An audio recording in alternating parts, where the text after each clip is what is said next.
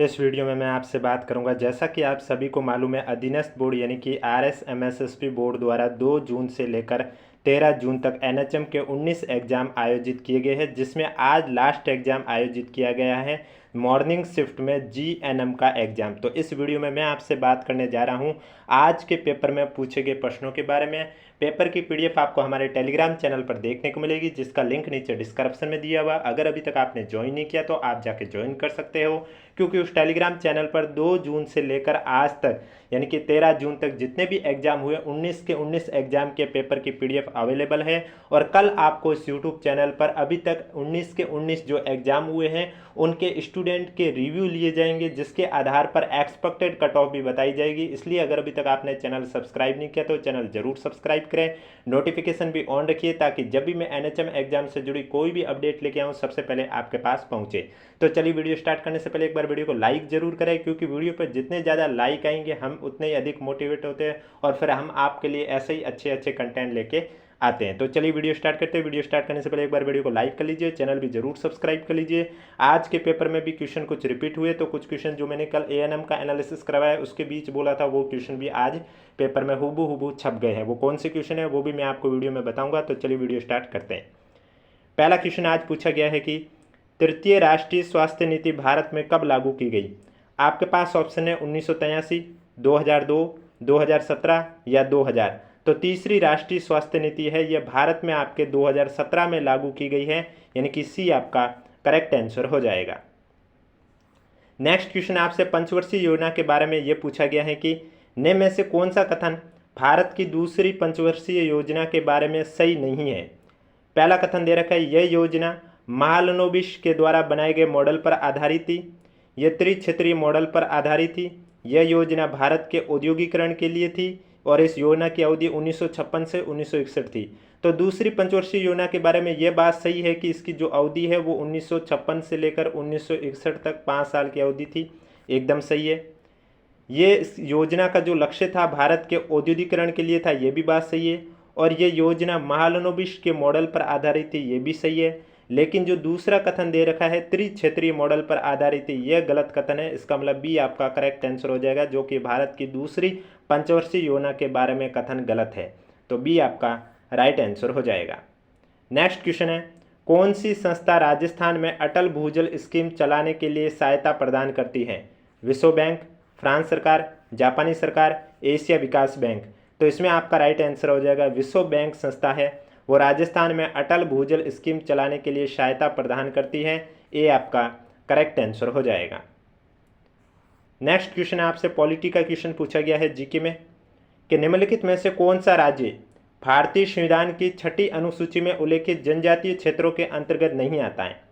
यानी कि आपको मालूम है भारतीय संविधान की 6ठी अनुसूची में जो जनजातीय क्षेत्रों के अंतर्गत आने वाले हैं राज्य, उनका उल्लेख किया गया है। तो उसमें जो 4 ऑप्शन दे रखे हैं इनमें से कौन सा नहीं है। आपके पास ऑप्शन है मणिपुर, त्रिपुरा, असम, मेघालय। तो इसमें आपका जो करेक्ट आंसर है वो हो जाएगा मणिपुर, क्योंकि मणिपुर इसमें शामिल नहीं है, क्योंकि मणिपुर की जगह कौन सा है, मिजोरम है। मिजोरम, असम, त्रिपुरा और मेघालय यही आपके जनजातीय क्षेत्र के अंतर्गत आते हैं संविधान की 6ठी अनुसूची के अंतर्गत।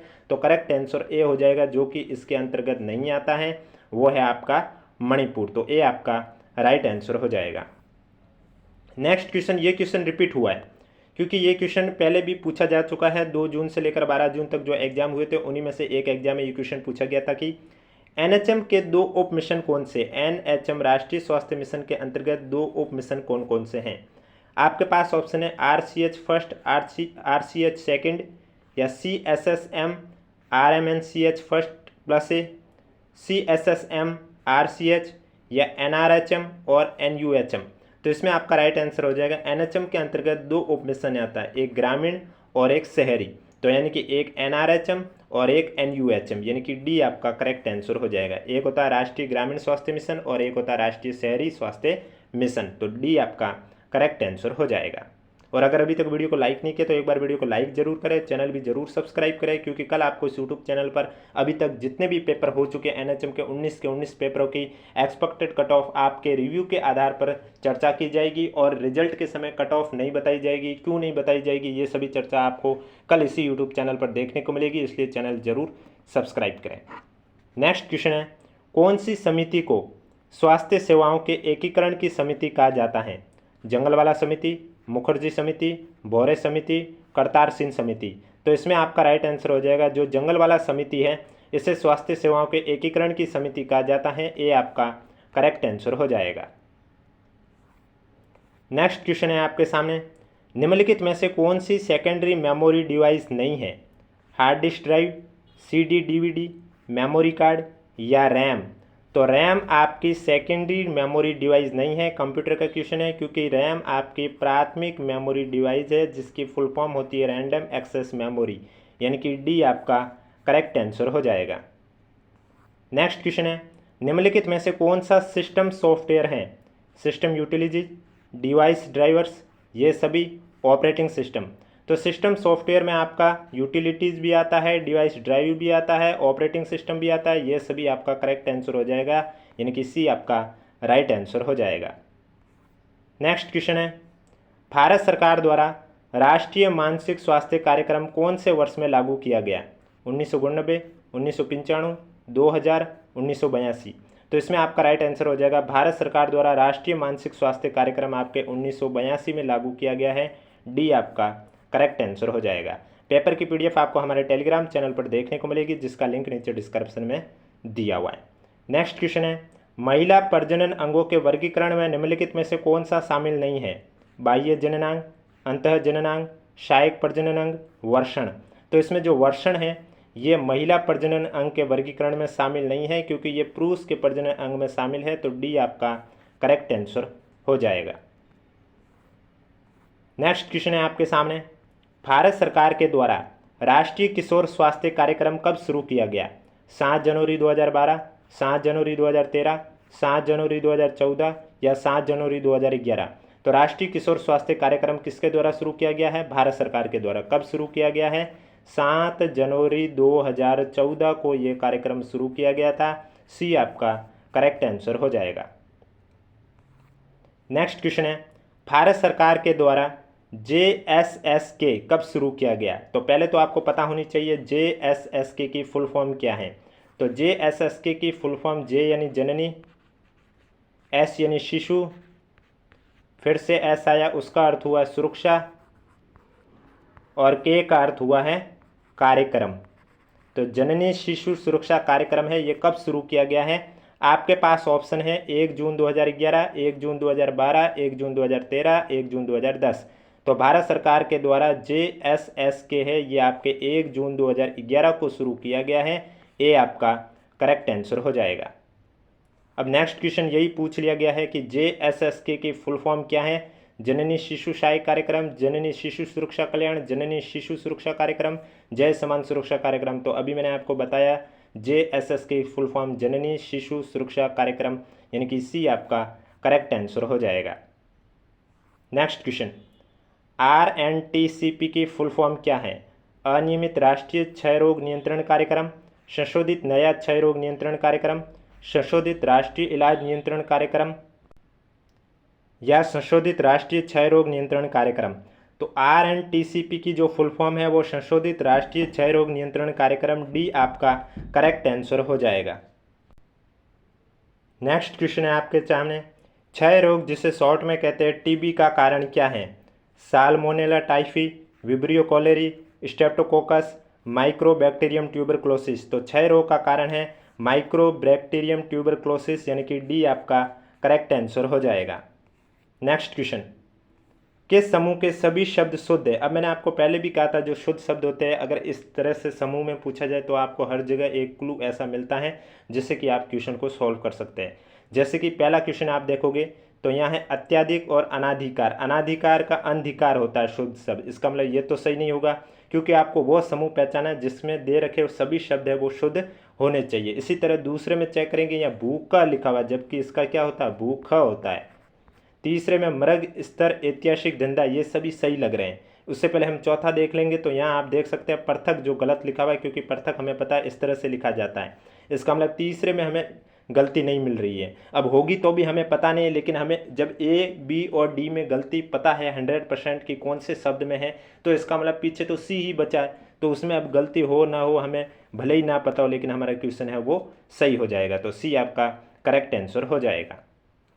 नेक्स्ट क्वेश्चन आपसे लोकोक्ति का पूछा है, अर्थ दे रखा, आपको ये बताना है कि ये लोकोक्ति क्या है इसकी।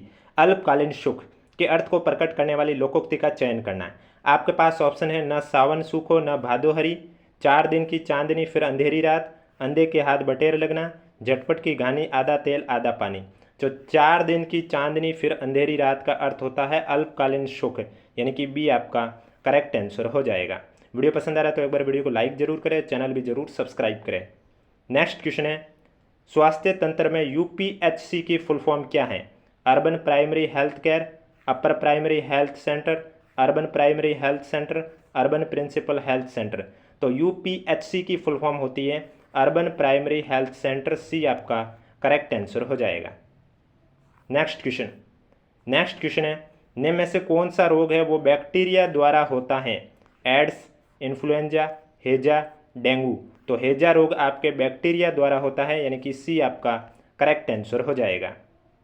नेक्स्ट क्वेश्चन है आपके सामने, ये क्वेश्चन भी रिपीट हुआ है, ये भी क्वेश्चन पहले पूछा जा चुका है एक बार किसी पेपर में, 2 जून से लेकर 12 जून के पेपर में से किसी एक पेपर में पूछा गया था क्वेश्चन कि मानव कंकाल को मुख्य रूप से 2 भागों में विभाजित किया गया, वे 2 भाग कौन से। हड्डियाँ उपास्थि, अक्षीय उपांगीय, ऊपरी निचले अंग, खोपड़ी और रीढ़। तो मानव कंकाल को मुख्य रूप से 2 भागों में बांटा गया, अक्षीय और उपांगीय अंगों में, यानी कि बी आपका करेक्ट आंसर हो जाएगा। पेपर की पीडीएफ आपको हमारे टेलीग्राम चैनल पर देखने को मिलेगी, जिसका लिंक नीचे डिस्क्रिप्शन में दिया हुआ है। नेक्स्ट क्वेश्चन है, दुनिया का सबसे पुराना ज्ञात उल्कापिंड प्रभाव गड्ढा कहाँ खोजा गया। ऑस्ट्रिया, पोलैंड, चीन, ऑस्ट्रेलिया। तो दुनिया का सबसे पुराना ज्ञात उल्कापिंड प्रभाव गड्ढा आपके ऑस्ट्रेलिया देश में खोजा गया है, डी आपका करेक्ट आंसर हो जाएगा। नेक्स्ट क्वेश्चन है आपके सामने है, किस संगठन ने एलसीए तेजस के लिए आईएलएसएस का उच्च ऊंचाई परीक्षण सफलतापूर्वक किया है। रक्षा अनुसंधान विकास संगठन ने, यानी कि डीआरडीओ ने, भारत डायनेमिक्स लिमिटेड ने, हिंदुस्तान एरोनॉटिक्स लिमिटेड ने, या भारतीय अंतरिक्ष अनुसंधान संगठन यानी कि इसरो ने। तो आपका राइट आंसर हो जाएगा डीआरडीओ ने एलसीए तेजस के लिए आईएलएसएस का उच्च ऊंचाई परीक्षण सफलतापूर्वक किया है, यानी कि ए आपका करेक्ट आंसर हो जाएगा। नेक्स्ट क्वेश्चन है, निम्नलिखित में से कौन सी अधातु हैं। Aluminium, iron, nitrogen, zinc. तो नाइट्रोजन आपकी धातु नहीं है, अधातु है, सी आपका करेक्ट आंसर हो जाएगा। नेक्स्ट क्वेश्चन आपसे पूछा गया है कि मानव शरीर में सबसे अधिक मात्रा में पाई जाने वाली रक्त कोशिकाएं कौन सी हैं। Erythrocytes, platelets, monocytes, leukocytes. तो मानव शरीर में सबसे अधिक मात्रा में पाई जाने वाली जो रक्त कोशिकाएं हैं वो एरिथ्रोसाइट्स है, यानी कि ए आपका करेक्ट आंसर हो जाएगा।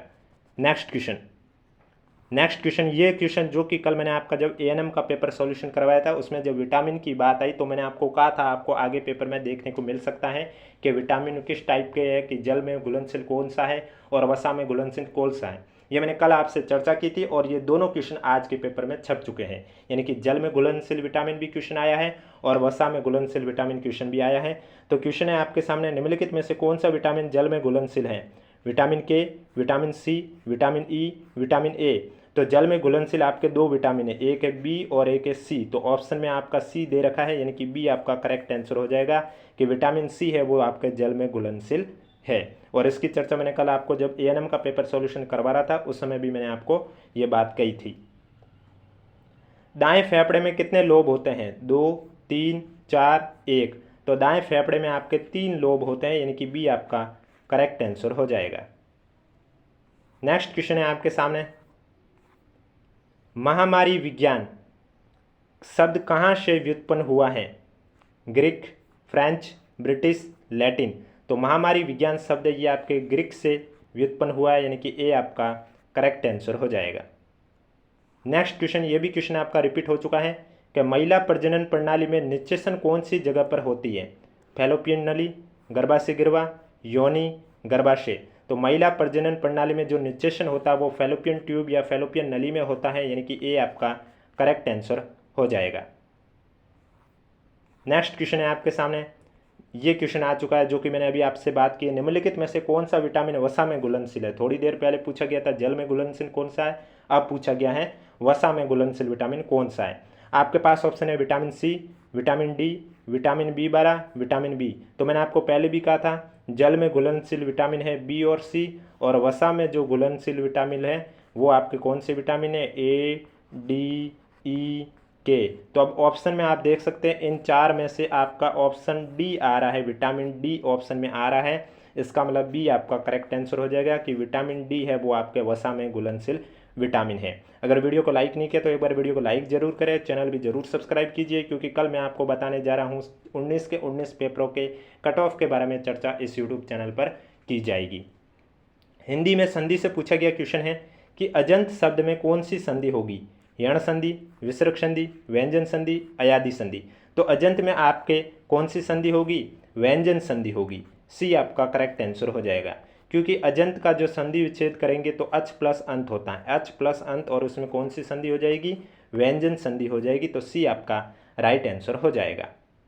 नेक्स्ट क्वेश्चन हिंदी से पूछा गया है कि अध्यात्म शब्द है, इसमें कौन सा उपसर्ग होगा, उपसर्ग जो आगे लगते हैं। आपके पास ऑप्शन है अधि, अध्य, अध। तो अधि प्लस आत्म अध्यात्म, तो इसमें आपका राइट आंसर क्या हो जाएगा, अधि उपसर्ग, यानी कि ए आपका करेक्ट आंसर हो जाएगा। अब नेक्स्ट क्वेश्चन पर्यायवाची शब्द पूछा गया। जैसे कि मैं हर बार बोलता हूं, आपको एक ना एक पर्यायवाची शब्द के अंदर क्लू जरूर मिलता है, और आज के पेपर में भी वो क्लू हमें मिल चुका है। एक साइड लिखा हुआ आंख, इंद्रधनुष, ऊंट, ओस, और दूसरी साइड है उष्ट्र, महागिरवी, लंबोष्ट, अक्षी, चक्षु, दृग, शक्रचाप, इंद्रायुध, सप्तवर्ण, तुषार, हिमकण, हिमशिखर। तो हमें मालूम है हम ऊंट को उष्ट्र कहते हैं, क्योंकि आपको मालूम है ऊंट का जो महोत्सव भी मनाया जाता है बीकानेर में, तो वहाँ उष्ट्र महोत्सव भी कहा जाता है।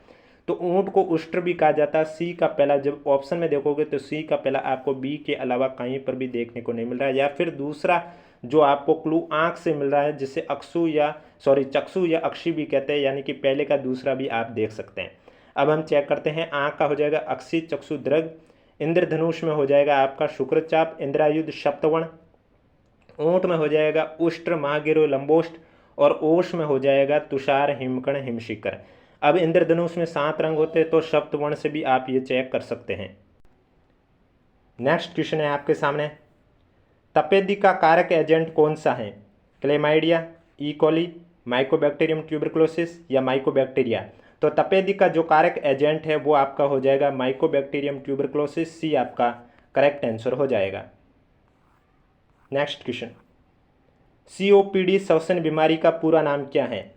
यहाँ पर लिखा हुआ COPD, जिसकी फुल फॉर्म बतानी है। आपके पास ऑप्शन है क्रोनिक ऑब्स्ट्रक्शन बीमारी, क्रोनिक ऑब्स्ट्रक्टिव पल्मोनरी बीमारी, पल्मोनरी बीमारी का वर्गीकरण, छाती बाधी आंशिक बीमारी। तो COPD की फुल फॉर्म होती है क्रोनिक ऑब्स्ट्रक्टिव पल्मोनरी बीमारी, बी आपका करेक्ट आंसर हो जाएगा। नेक्स्ट क्वेश्चन है जीके से क्वेश्चन पूछा गया है कि 1857 में लखनऊ में क्रांति का नेतृत्व किसने किया, बहादुर शाह, नाना साहब, बेगम हजरत महल, शाह आलम। तो 1857 में लखनऊ में जो क्रांति का नेतृत्व है वो बेगम हजरत महल ने किया है, सी आपका करेक्ट आंसर हो जाएगा। नेक्स्ट क्वेश्चन पूछा गया है 1932 ईस्वी में गांधी जी ने किसकी अध्यक्षता में अखिल भारतीय हरिजन सेवा संघ की स्थापना की है, दामोदर दास राठी, जयनारायण व्यास, हरबिलास सारदा, घनश्याम दास बिरला। तो आपका राइट आंसर हो जाएगा 1932 में गांधी जी ने घनश्याम दास बिरला की अध्यक्षता में अखिल भारतीय हरिजन सेवा संघ की स्थापना की है, डी आपका करेक्ट आंसर हो जाएगा। नेक्स्ट क्वेश्चन आपसे पूछा गया है जीके से कि बंद बारेठा किस जिले में अवस्थित हैं, कोटा, बीकानेर, भरतपुर, बारा। तो बंद बारेठा आपके भरतपुर जिले में स्थित हैं, सी आपका करेक्ट आंसर हो जाएगा। नेक्स्ट क्वेश्चन आपसे पूछा गया है कैरेक्टर, कंप्यूटर का क्वेश्चन है कि कैरेक्टर फॉर्मेटिंग में अक्षरों का आकार कैसे मापा जाता है, पॉइंट्स में, सेंटीमीटर में, मिलीमीटर में, पिक्सल में। तो आपने कंप्यूटर में देखा होगा कैरेक्टर फॉर्मेटिंग में जो अक्षरों का आकार है वो पॉइंट्स में मापा जाता है, यानी कि ए आपका करेक्ट आंसर हो जाएगा। किस में मापा जाता है, पॉइंट्स में मापा जाता है, तो ए आपका राइट आंसर हो जाएगा। नेक्स्ट क्वेश्चन पूछा गया आपके सामने कि भारत में विस्तारित टीकाकरण कार्यक्रम किस वर्ष शुरू किया गया था, 1978, 1985, 1992, 1974। तो भारत में विस्तारित टीकाकरण कार्यक्रम है ये आपके 1978 में शुरू किया गया था, यानी कि ए आपका करेक्ट आंसर हो जाएगा। नेक्स्ट क्वेश्चन आपसे पूछा गया है कि राष्ट्रीय स्वास्थ्य कार्यक्रम की शुरुआत किसके द्वारा की गई है, राज्य सरकार द्वारा, जिला एजेंसियों द्वारा, अंतर्राष्ट्रीय संस्थानों द्वारा, केंद्र सरकार द्वारा। तो राष्ट्रीय स्वास्थ्य कार्यक्रम है इसकी शुरुआत केंद्र सरकार द्वारा की गई है। डी आपका करेक्ट आंसर हो जाएगा। तो ये था आज का जीएनएम का पेपर जिसमें आपके कॉमन सब्जेक्ट के बारे में चर्चा की है। वीडियो पसंद आए तो वीडियो को लाइक कीजिए, चैनल जरूर सब्सक्राइब कीजिए। अब एक इंपॉर्टेंट बात एग्जाम से रिलेटेड आपको बता देता हूँ। आज के पेपर में आपको 150 में से 60 क्वेश्चन तो मिनिमम सही करने ही है, तब आपका मतलब कि जो न्यूनतम पासिंग मार्क्स है वो 60 क्वेश्चन राइट होने कंपलसरी है। अगर 60 से कम राइट हो रहे हैं तो फिर आपको भर्ती से निरस्त कर दिया जाएगा। मिनिमम आपको 60 तो पास करने ही है, बाद में कट ऑफ के बारे में देखा जाएगा। उसके लिए पहले तो कंडीशन यही है कि आपके 60 क्वेश्चन सही होने चाहिए। SC/ST के लिए 5% की छूट दे रखी है, बाकी कैटेगरी वालों के लिए 40% न्यूनतम पासिंग मार्क्स है। SC/ST के लिए 35% है। और अगर आज के पेपर में आपने 15 से अधिक क्वेश्चन, यानी कि पेपर में क्वेश्चन नंबर के 10%, 150 क्वेश्चन है और इसका 10% होते हैं 15, अगर आपने 15 से अधिक ऐसे क्वेश्चन है जिसमें एक भी गोला नहीं भरा तो आपका रिजल्ट है वो रिजेक्ट हो जाएगा। और अगर उससे कम ऐसे क्वेश्चन है जिसमें आपने एक भी गोला नहीं भरा, चाहे वो 10 हो, 9 हो, 7 हो, तो उसमें आपका पर क्वेश्चन 1/3 के हिसाब से नंबर कट जाएगा। बाकी पेपर में तो नेगेटिव मार्किंग थी, अगर रॉन्ग आंसर पर तो 1 नंबर कटेगा ही, लेकिन अगर आपने खाली छोड़ा है, एक भी गोला नहीं भरा, तो आपका 1/3 नंबर भी कटेगा। अगर आपने क्वेश्चन का आंसर नहीं आ रहा था और आपने ई यानी कि अनुत्तरित प्रश्न वाला 5वां ऑप्शन फिल किया है तो आप सेफ हो, ना तो उसमें आपका नंबर कटेंगे और नहीं आपका रिजल्ट रिजेक्ट होगा। अब कोई भी डाउट है तो नीचे कमेंट बॉक्स में पूछिए। पेपर की PDF आपको हमारे टेलीग्राम चैनल पर देखने को मिलेगी, जिसका लिंक नीचे डिस्क्रिप्शन में दिया हुआ। अगर अभी तक आपने ज्वाइन नहीं किया तो आप जाके ज्वाइन कर सकते हो।